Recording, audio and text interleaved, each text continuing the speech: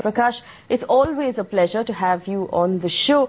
The big story, like Navneet was telling us, was that CAG report on the allotment of coal mines. Now, we know the CAG has clarified that the leaked report was only an initial draft.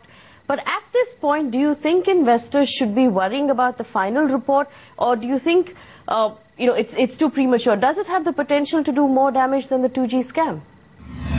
It's not a case of allegations we're coming out from the CAG reports. All that the CAG report actually alludes to is a particular way, a particular pattern of the policy of allotting coal licenses for these coal mines was probably not the best in the country's interest. And if they were to be auctioned, they would have fetched a much better price and much better money to the exchequer. So here we are not talking about somebody misusing authority or power to do something against the policy, but we are talking about the policy itself being flawed. So in that sense, I don't think it could have such a long-term damage. It could ruffle some feathers in the beginning, but once those things settle down, clarifications come through, you'll realize that it is not such a bad thing after all. Right, I want to ask for your advice on the power sector in particular. We know it's had its list of issues. We know the Prime Minister's office is looking into shortage of coal for the sector. What is your advice to investors right now? Would you recommend they hold on to their power stocks, or do you think that it's too volatile a sector for a retail investor to be in at this moment? What makes sense for investors is to keep a watch on a couple of other things than just the coal supply part. There's a big issue in the overhang of the competitive pressure which you have from the Chinese makers of BTG boiler turbines and generator sets.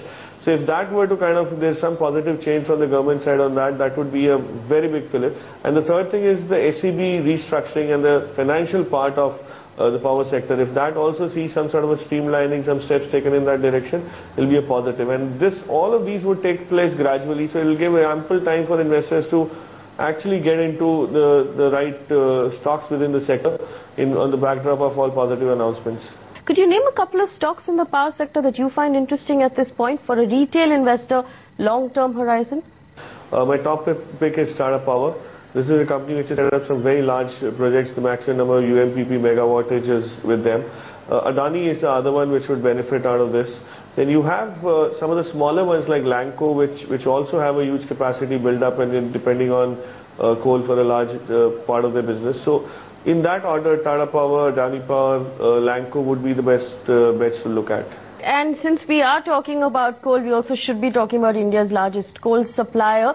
Coal India, what's your call on it for a retail investor for the long-term horizon, given everything that we've seen happen in that sector over the last month or so? That's true. Coal has been making more news than coal, actually, and that should change given the fact that now things have come to a head where a lot of favorable legislation would have to come through, a lot of changes would have to come through, and all of that, mind you, augurs well for Coal India, because it also needs clarity in terms of how does it go about expanding its business and allocating its existing resources.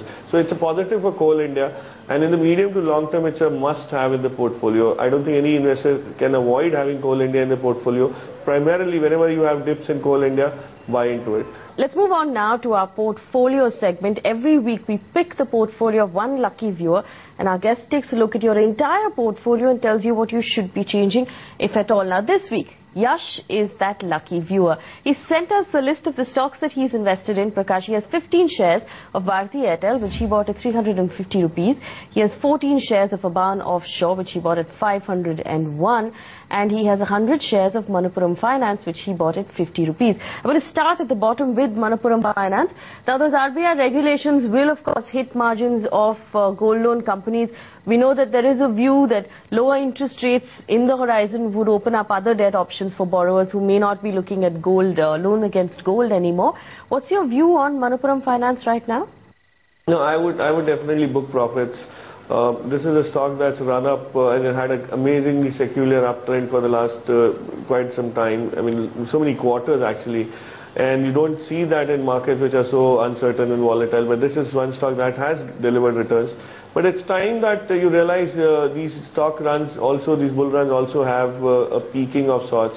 Not only is the RBI intervention that's changing the dynamics of this business, and as you rightly said, the low interest rate regime would be very different, but gold itself could correct quite a bit given the strength the dollar is off late accumulating.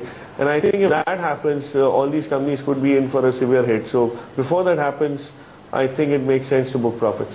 What about Bharti Airtel? Been on the positive side of the news of late. He bought it at 350. What's your long-term view on that stock?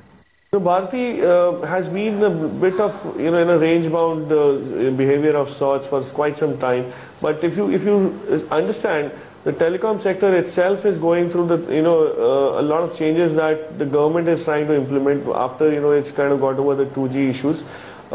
Primarily, Bharti would be in a very different zone, and that would be about 415 to 435 in the next couple of quarters, maybe hopefully, if everything goes off well on the 3G expansion that it has kept, but it has not started seeing some revenues out of that.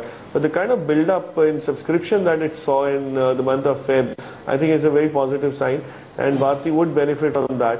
So my sense is Bharti is a good pick in the portfolio. Keep it with you. Wait for another couple of quarters at least. And once that 400 plus mark gets achieved, you'll probably see it riding all the way to 435.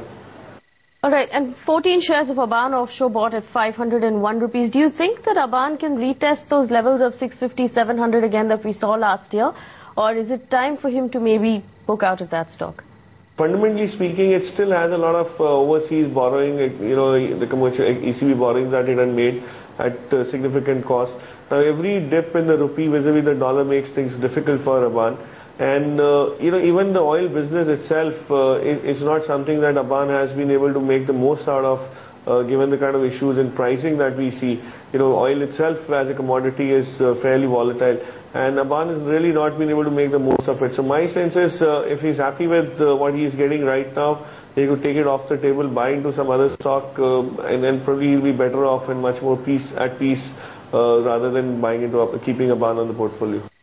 Right, so booking out of Manappuram and Aban Offshore and holding on to Bharti Airtel, would you recommend a couple of other stocks he can add to that portfolio right now for a long-term view? For an exit from Manappuram, he could probably look at an M&M Financial Services or maybe an L&T Finance Holding. It's one of my old-time favorites. It's done pretty well. It's been resilient enough. It's gone into home finance as well, which should open up a very large scale of business for them. So you could look at that. For Aban, maybe he could switch into something in a similar price band, possibly maybe Britannia. Of course, it's not the same sector, but Britannia is also broken out into a new zone. The new launches that the company has made, the new addition to the portfolio in terms of the Nutri-Choice range, some of the cheeses that they have recently launched have done very well to move them from the biscuit side of the business, which is low margin. And I think Britannia is up for a very promising growth from here on. So we could probably look at switching into that. Let's move on now to his new pick for this week. He's brought to us MCX India. Take a look. The Multi-Commodity Exchange of India, or the MCX, is the largest commodity exchange in India and also the first to list in the country. MCX enjoys an 88% market share and trades in crude oil and metals as well as agricultural commodities. The price band for the IPO was set between 860 to 1032 rupees, and the issue was oversubscribed almost 54 times. The shares opened with a premium of 34% when it listed on the 9th of March and clocked 26% gains on its very first day of trade. Having won the lawsuit against SEBI, MCX now has the option of trading in equity as well as in the currency segment. But in spite of all the positive news surrounding the counter, it has corrected about 200 points since its listing. The company has a high level of product concentration, and any government regulations or bans may hit volume significantly. Also, the highly competitive derivative sector the company operates in could also dampen profitability in the future. Alright, so that was MCX India. Prakash, normally when we consider an IPO, there are two ways to figure out if the fundamentals of that company is strong. One is to take a look at the institutional subscription or the QIB subscription, and the other is to obviously look at the rating that it's been given. Now this IPO was given a rating of 5 on 5, and we know the QIB was oversubscribed nearly 50 times. So can we as retail investors take it for granted that this is a company with very, very strong fundamentals? See, very, very valid question, because it's a business that's very unique of sorts. In fact, it's the first exchange to have got listed on our exchanges. And the exchange business is something that a lot of retail investors would take time to understand from the financial paradigm. And my sense is MCX has seen those fundamentals emerge so strongly in the last couple of years particularly. It had its initial share of capitalization issues and all, but once they've expanded, they've got the critical mass. The financials are also getting in place in a very, very healthy fashion. And the growth here on is not just linear, it could be actually empirical if they were to expand as they've planned into other markets, other geographies. And if that were to happen, new commodities getting added to its list, you have a growth which is much more than what an industry player could actually look at. So it's a proxy to the economy's growth, to the markets, capital markets growth. And I certainly feel retail investors should take cognizance of the fact that it could eventually be not only a great dividend paying company, it could also be a great capital appreciation opportunity. We've seen the stock correct from its listing price, which was about 1400. It's down to about 1250 at this point. Would you say this is a good level to buy? Where do you expect it to correct any further from here, like the other IPOs we've seen over the last year, or do you think this is the point to buy? No, I don't see any sort of a deeper correction from where we are. Primarily, if you notice, it's been consolidating in this zone with very decent volumes. It's not that it's lost, people have lost interest in in trading on this stock. There is still accumulation happening from interested people. 1400, of course, was a reaction that you would expect in an IPO of this scale and this size. Ever since we've seen, the listing after 9th, the markets have been very choppy, and thanks to that, it has lost some value. But I think this is a great time to buy into because the targets we are setting are much higher. Prakash, tell us, for someone who gets in at this point with MCX, this is obviously a very long-term stock that we're talking about. Ideally, how long would you advise an investor to stay invested with a stock like MCX? I don't think people should look at getting out of a company like this or the business like that. As long as it remains profitable, it remains into a leadership position, the financials are healthy, the margins are maintained, it could become a cash cow in the portfolio and start paying you dividends after a while, which would be very attractive also. Alright, so Prakash's first recommendation is MCX. Remember, he did say that it's a long-term view and this is a good time to buy that stock. He has one more stock he's picked for you. This is Indoco Remedies. Take a look. Founded in 1947, Indoco Remedies is a pharmaceutical company with a market cap of 500 crore rupees. For the third quarter of FY12, Indoco saw a 40% sequential decline in profits as higher staff and raw material costs and higher marketing expenses hurt operating margins of the company.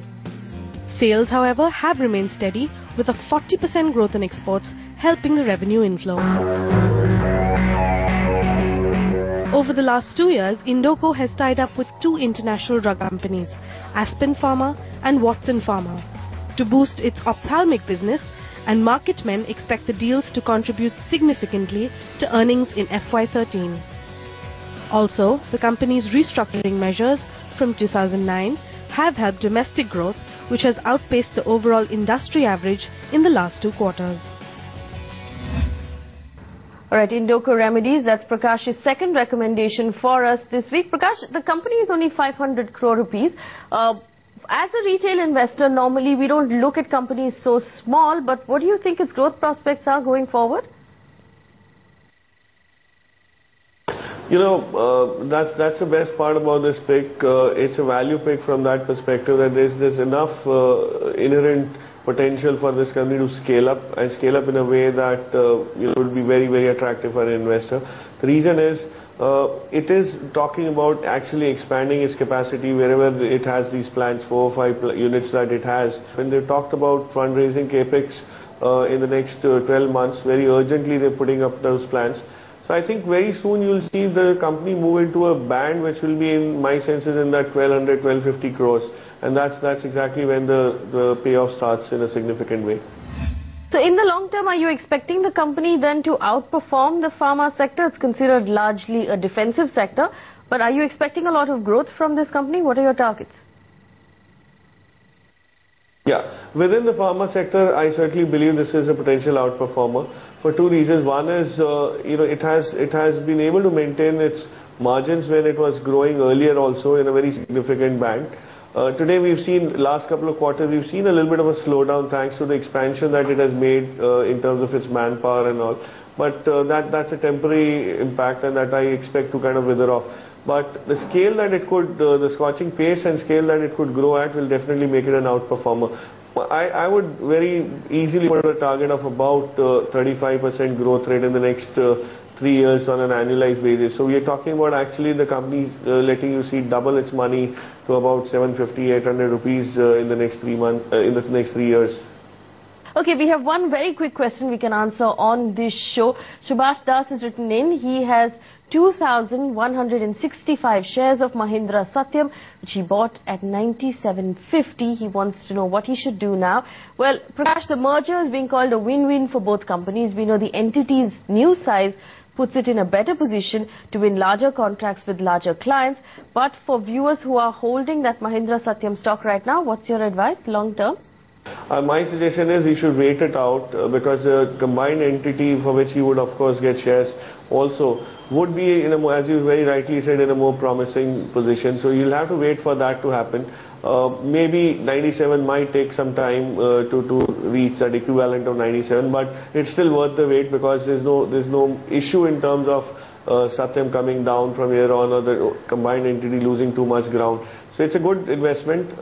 Since he's already waited enough, I would recommend that he continues to wait for some more time. We've completely run out of time on this show. Remember, you can keep sending in your stock portfolios to either our Facebook page or our email ID. Quick recap on the stocks we talked about this week. We talked about MCX, we talked about Indoco Remedies.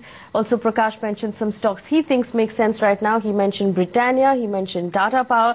He also said hang on to Bharti, Airtel and Mahindra Satyam. It's a wrap on All About Stocks. Prakash, always a pleasure to have you on the show. Come back soon and share more insight with us. Goodbye and thanks for watching.